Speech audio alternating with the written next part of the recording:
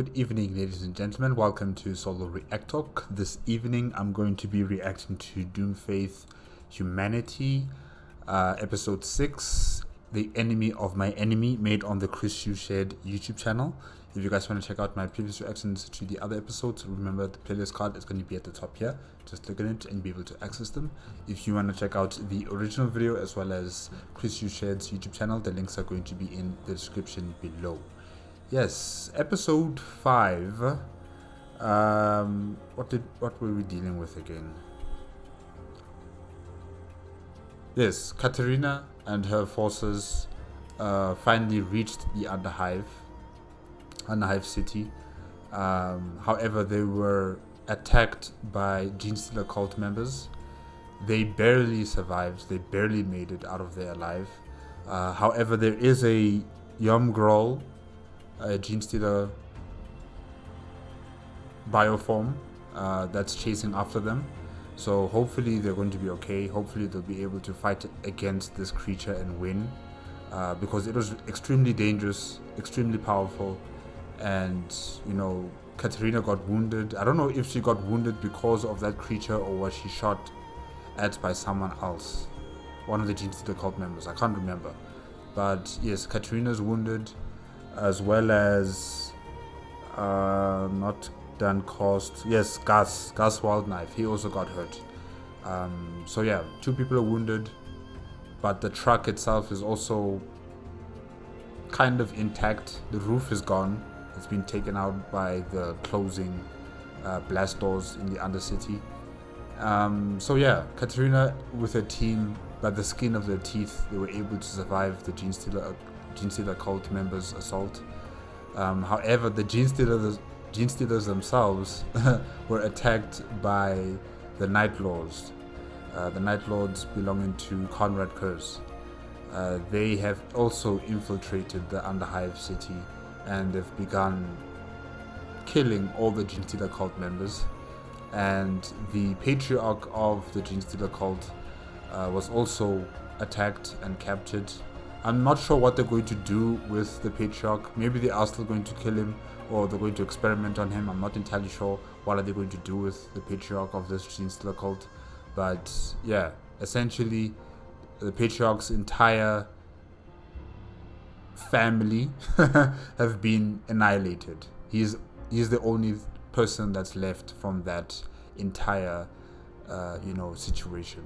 So yeah, a lot of things are happening in this Undercity. Not just the Genestealer cult now. There's the Night Lords, and of course there's still the Orcs, probably also skulking and roaming around in the Undercity and on the surface of the Hive City. But essentially, Katerina and her forces need to find a different way to, get into this city and reach their objective. I'm not sure how they're going to do it, but let's see. Let's see what happens in episode 6, Enemy of My Enemy. Yes, okay. 3, 2, 1, go. Brotel's night sky washed over their now exposed heads twice before their transport gave out with a loud grumble as the last of its fuel was spent, ending its sprint with a loud hiss of steam that escaped the confines of its engine compartment, obfuscating the remainder of the windshield. Everyone was practically motionless and quiet, the only audible detail among them being their breathing. They had lingered in this state throughout the entire drive, the main exception being Gruba, who on the fly had to extract the slug lodged inside of Katerina's leg, then clean, stitch, and bandage her wound when they came out in the open. Bellowing litanies of wrath and perseverance tore themselves out of her lungs while the Krieger recovered the piece of metal, continuing throughout the entire procedure to mask any unsightly screams. To her fortune, their volume progressively receded towards the impromptu operation's completion, leaving the Commissar fairly taxed, but set on the road to recovery over the course of the now 3-day vehicular sprint. It's good that Gruber has become somewhat of a medical assistant or medical soldier in this type of situation. I don't know who else here could clean the wound, stitch the wound, take out that slug out of Katerina. I'm not sure who else could do it. So yeah, very lucky to have Gruber here who can do these medical skills and expertise in these types of situations. Yeah.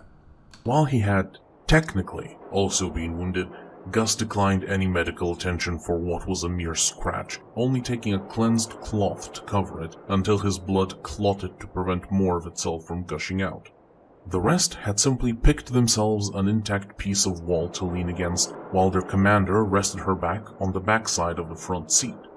Quietly they simmered, seemingly ignoring the halting of motion, tired expressions fighting the urge to pass out. Approximately a minute after their stop, Kost, the seemingly most composed of the group, who still had his posture straightened in the driver's seat and gaze fixed towards the road, broke the silence with an announcement for Arconi. We have run out of fuel, sir. Any who spared a glance in the commissar's direction could see her exhaustion be replaced with an almost insulted deadpan, as she tilted her head to the side and up, her view of the Mordian blocked by the seat. Normally, she would have scolded the blatant sass, but her nerves were too strained in this case. Thus, she instead grabbed onto the seat's ridge and pulled herself up to stand, stretching her back with a faint crack, then pointed at Gargota, Richard, Lawrence, and finally Dan, giving out one-word orders, the final of which applying to the two men. Russians, refuel, engine. She looked back. The rest of you, Overwatch.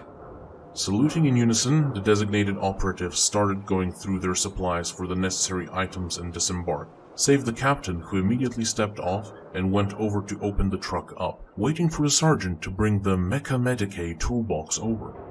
The entire ordeal was thankfully short, but it did not go as cleanly as she might have preferred, as the quartermaster turned to her before stepping off. The slug didn't hit bone or an artery, but you still shouldn't put pressure on the leg so early in the recovery process. Even though she would not show it, Katerina was not at all fond of the burning pain of her wound. She rolled her eyes and waved the Krieger off without responding. Only when he, along with the other guardsmen, set about their tasks, she once more slid down to sit and remove the pressure from her leg, all the while resting her face on the palm of her hand in thought, not seeing that the PDF private had noticed the brief exchange and trailed Johann's back as he walked away. Bobson, no, man. Don't look suspicious. Don't look suspicious. Don't act suspicious. Okay? And Katerina doesn't even say thank you to Gruber. Wow. I know you're the commanding officer and everything, and you have to be this scary person, but, there's no harm in just saying thank you.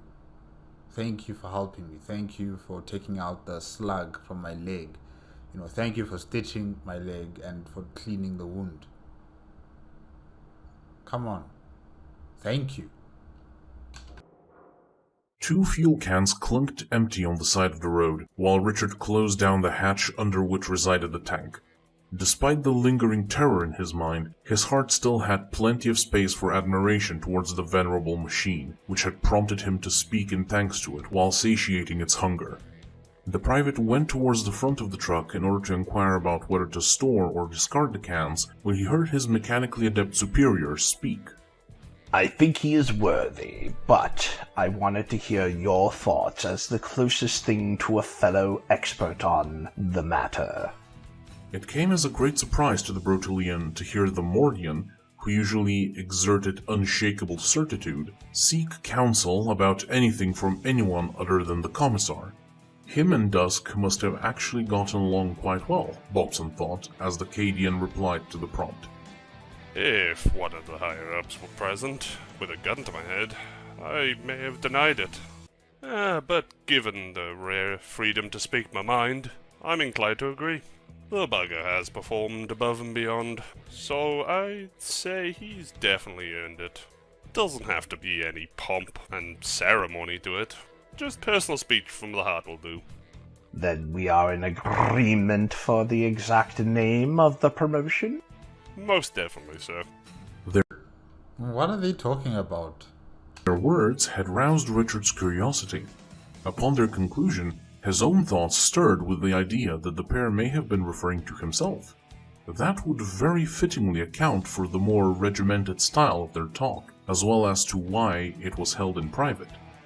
I don't know, Bobson.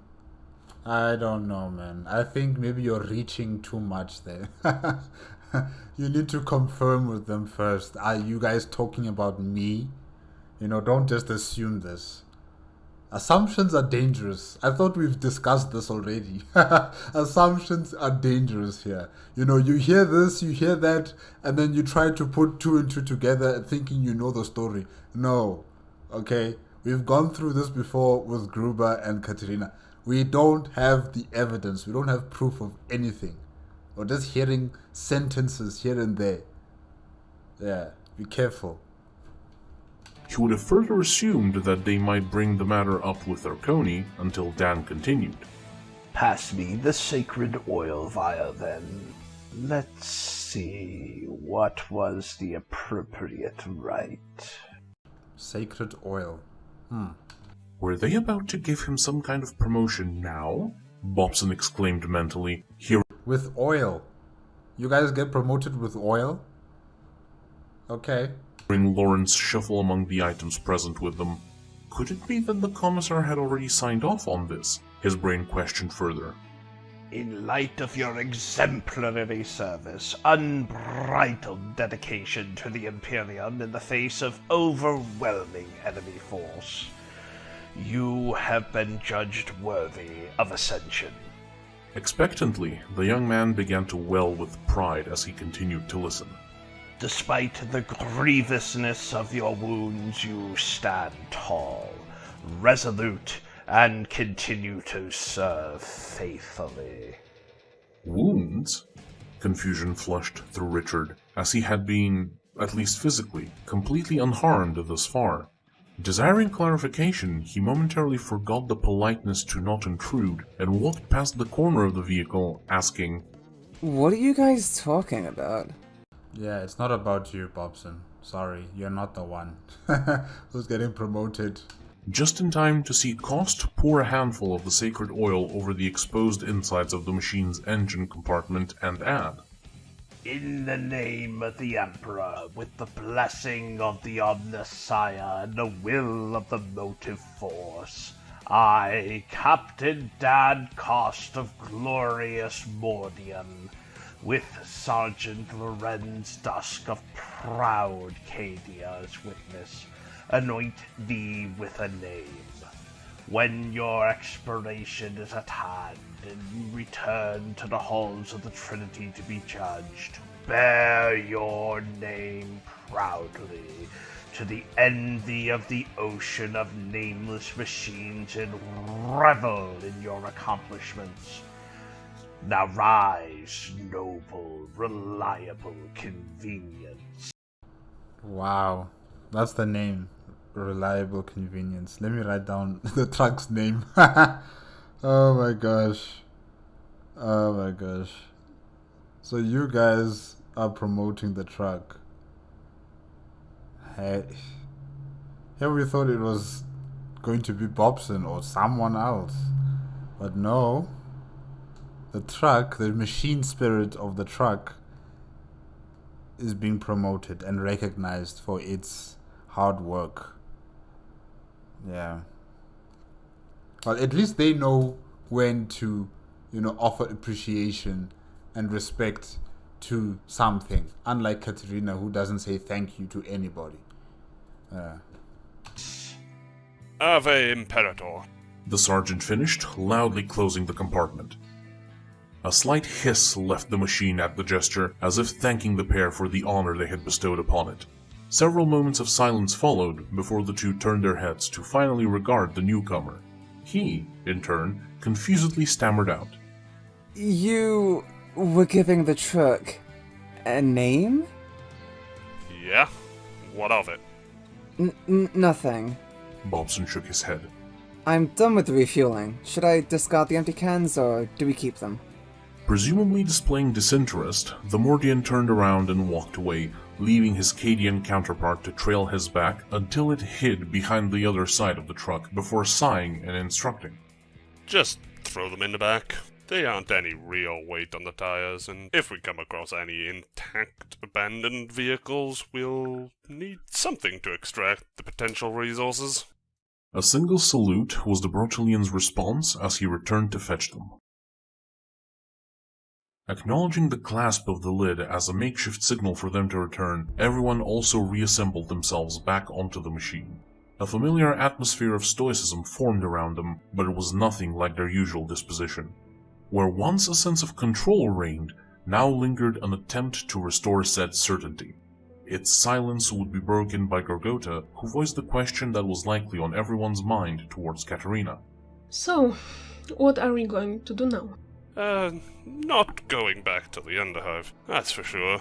Dusk mused as he took his seat and leaned back on what was left of the wall. We were caught by surprise initially, but now that we are aware of them, can we not mount some kind of extermination effort? Richard tried to reason, gathering... No, Richard, no. No, there's too few of you and there's too many of them. Oh, well, since the Night Lords took care of the Gene Stealer cult, but still, the Night Lords are still in that Underhive city, so I would not advise you guys to go down there again. Who else...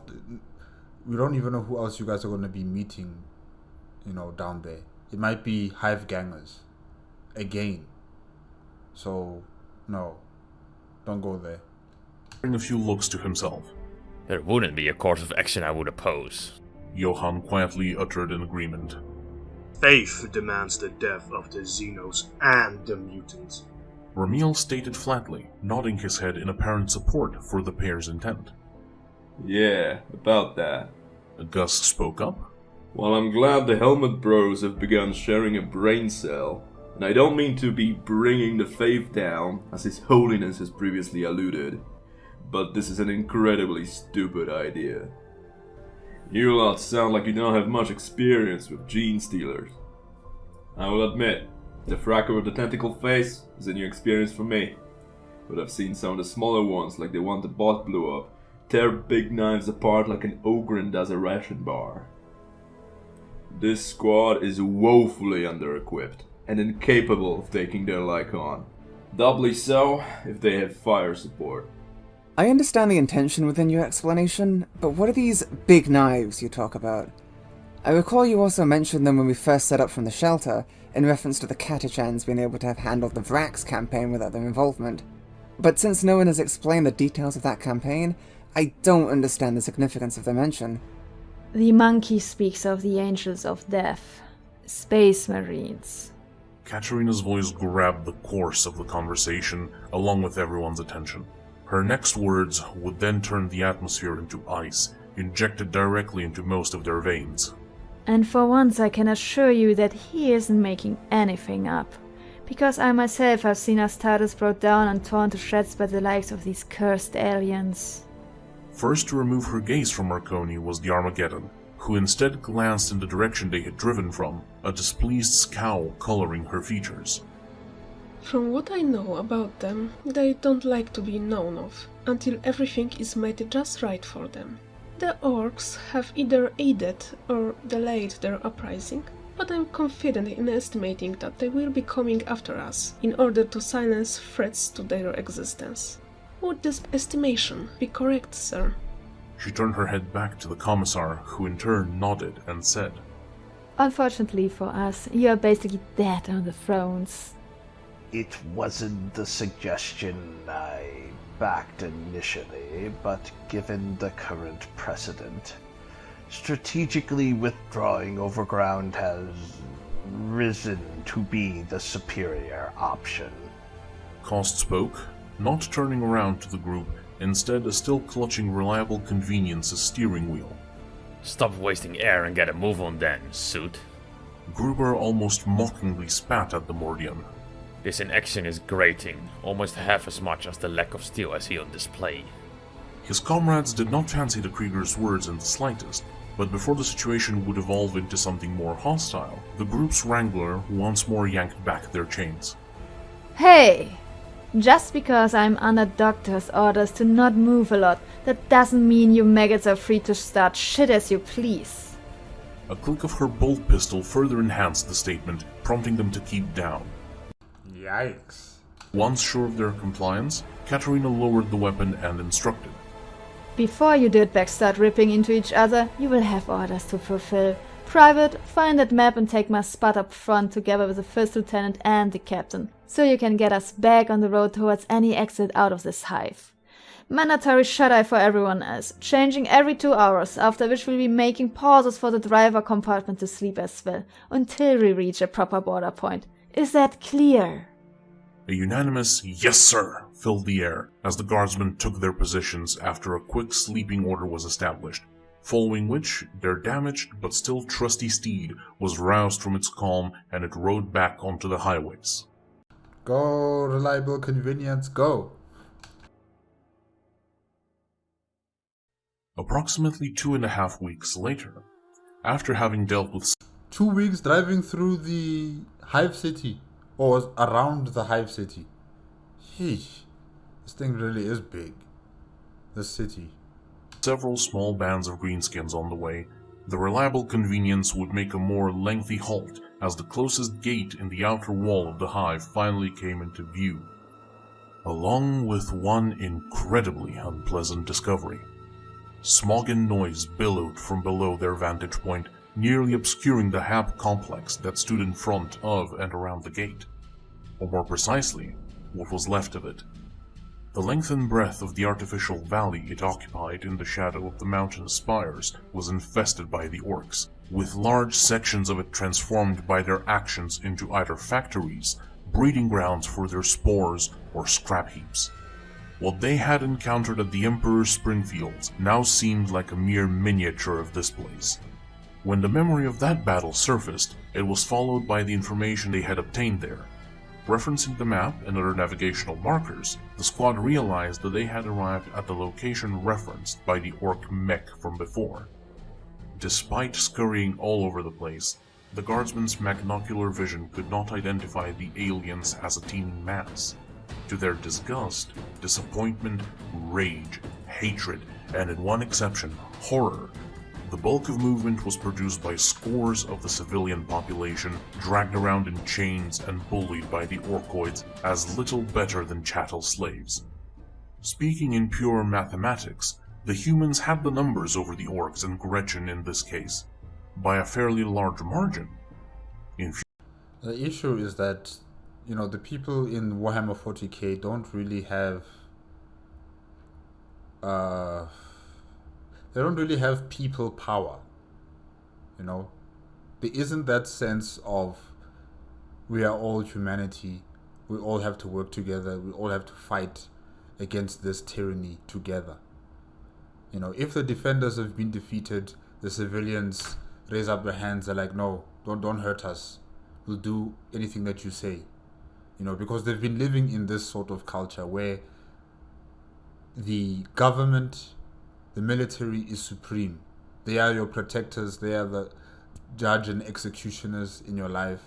They are the people who tell you to jump and tell you how far to jump or how low to jump, So the society have lost that emphasis of people power to fight against the system, fight against oppression. They just accept what is being done to them just so that they can survive another day. That's what I think. I don't know. Maybe I'm wrong about how I perceive humanity and societies or different hive cities is like in the Imperium of Man. Maybe I'm wrong about that. But all I see is that, humans here are very docile in that manner. If the authority has been taken out, they surrender immediately. And they give themselves to whichever superpower, or should I say, whichever threat or power Xeno race is in control at that very moment. Yeah, maybe I'm wrong about that, but yeah. Infuriatingly, however, somehow they were clearly split off from each other into various groups that did not seem capable of overcoming the bulkier brutish orcs and their diminutive lackeys assigned to boss them around. At least, that is what their observation from afar told them. Turbulently, the various emotions swirled in Bobson's heart and mind. In the prior month, he would have doubtlessly let them run amok and burst out of him, but the Brotelian had changed since then.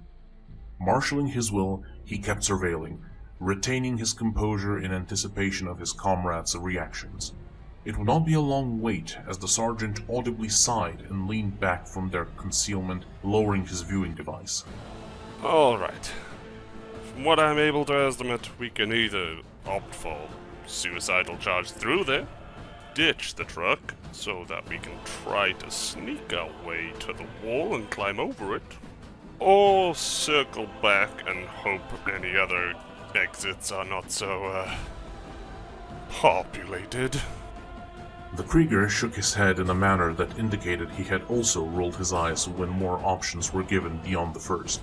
It was a gesture that went mostly ignored, the group attention's initiative falling to the commando's predations.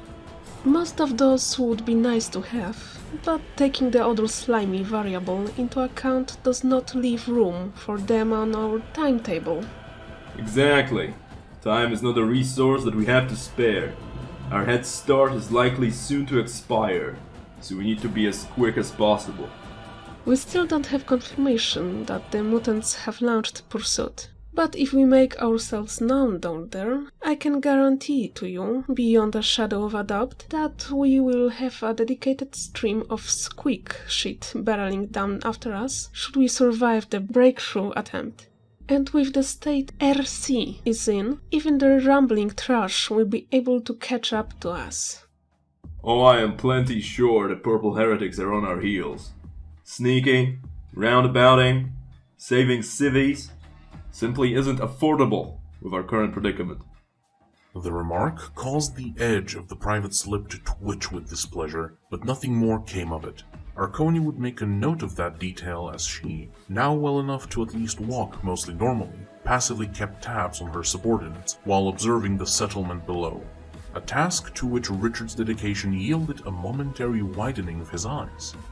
Rather than bickering about what can be done, why don't you offer solutions? Ramil growled at the pair. At least the Cadian offered some, but even I have to say that he should have opted to pour more wisdom into his considerations before voicing them.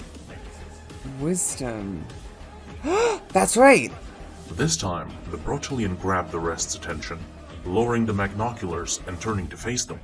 I recall a piece of ancient wisdom from Terra that might just be the answer to our predicament. His face bore a confident smile as he addressed them. Okay, let's hear it. His display felt somewhat unnatural to most of them, resulting in a somewhat uncomfortable silence to linger for a little while, until Katerina rolled her eyes with a groan at them and prodded the private. What? Spit it out, trooper. Richard, in turn, looked back through the magnoculars, prompting them to follow his guidance. Said trail had their gazes landing on something resembling a town square, where, towering to about twice the size of the biggest orcs they had encountered so far, loomed what they believed they recognized, their guess being confirmed by the foremost expert on the matter among them. Damn, you found their war boss. Gargota then turned to look at Bobson and added, Good job, kid. From what I recall of the PDF lessons about the orcs, if their leadership is absent, they fall into disarray. If we can get rid of their war boss, as you put it, and rouse the prisoners to rebel, not necessarily saving them with our presence, the ensuing chaos is liable to give us ample distraction to find and stock up a more healthy vehicle with which to make a getaway. Wow, in these past 2 weeks you've really grown up, Bobson. You've changed. Like the previous situation we had when you guys received information about a lady who was trapped on the rubble. You immediately went into action mode trying to convince everybody that this is the right thing to do. But now, you're not that person anymore. Yes, if it was possible to save civilians, you'd want to, but you know that right now it's not possible. So, you would try to use those civilians in a different light in terms of having them try to escape from their captivity, and that would cause chaos amongst the orcs, and it will give you guys the chance to get out as well, or slip through. Yeah. Okay, Bobson. On top of that, He paused, seemingly trying to rouse insight among them.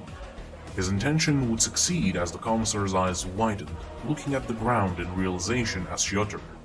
Any pursuing gene stealers would come upon and have to deal with the greenskins, forcing them both to have far more dangerous matters than us to deal with. Her gaze, accompanied by a smile indicating that she was impressed, lifted itself to the Brotelian, and she added with an approving tone. Bold. All of those are achievable objectives. She then regarded Lawrence. Dusk, prepare the Vox for probing access. We'll try to tap into any intact Vox frequencies in the area.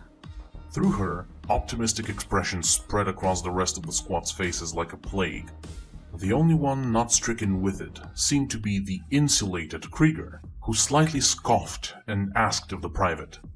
And what exactly is this ancient wisdom from Terra that got you, of all people, to come up with such an alleged intelligent idea? Jealousy makes you nasty.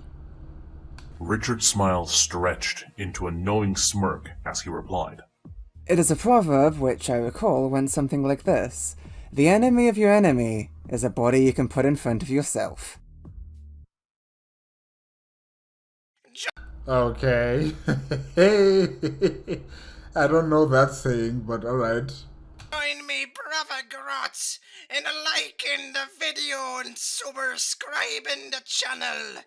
Together we will conquer the algorithm and gather 100, no, 200 views.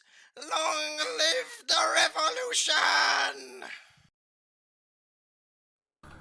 Okay. Alright guys, that is it with Doomfaith Humanity episode 6, The Enemy of My Enemy, made on the KRissCHU YouTube channel. Yeah, Katerina and her forces have been continuing their journey across, or should I say in the proximity of the Hive City, trying to enter into the Hive City. Before any of that, you know, Gruber was helping Katerina with her wounds from the previous battle. Sergeant Lawrence Dusk, as well as Captain Dan Cast, have been anointing the truck with a name. They put some oils there and they started to pray to the machine god, and praising the truck for serving them so well, and they even gave it a name called Reliable Convenience.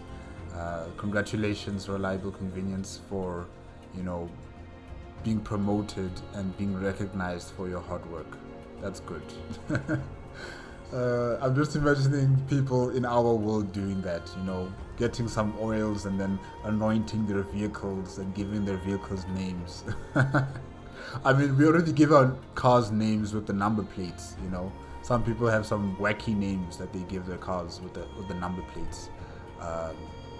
But yeah, it's just interesting to see that happen with Dan Cost as well as Lawrence Dusk. And then they were discussing about the dangerous gene stealers, how dangerous gene stealers are, and even the Angels of Death find it very difficult to fight against these creatures and win convincingly.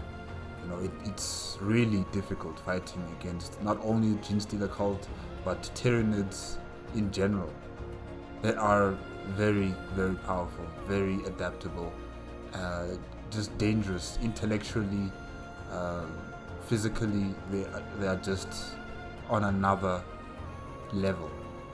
Yeah. So they are really something that you can't just think you can win against with your weapons or your experience. Never mess with the Gene Stealer or the Tyranids and think that you can win convincingly. It's just not that easy with them. And yeah, well, now we have this new obstacle where the group are trying to figure out how are they going to go into the Hive City when there are so many orcs, and the orcs have slaves. And here comes Bobson with a plan and idea to take out the war boss, and hopefully the orcs will now start to look for who tried to kill their war boss or who killed their war boss, and whoever is following them, Katrina and her forces, whether it's a Gene Stealer member, Yamgral, yes, if Yamgral is able to catch up to them, Yamgral will be fighting against the orcs, and that will cause a distraction for them to get through. Yeah, hopefully it will work out as Bobson is planning it out like this, and hopefully also the slaves or those captured civilians are able to escape. Yeah, all we can do is hope that this plan comes into fruition, it becomes a success. Okay guys, that is it for tonight with Doom Faith Humanity. Remember, if you want to check out the original video as well as KRissCHu Shared's YouTube channel, the links are going to be in the description below.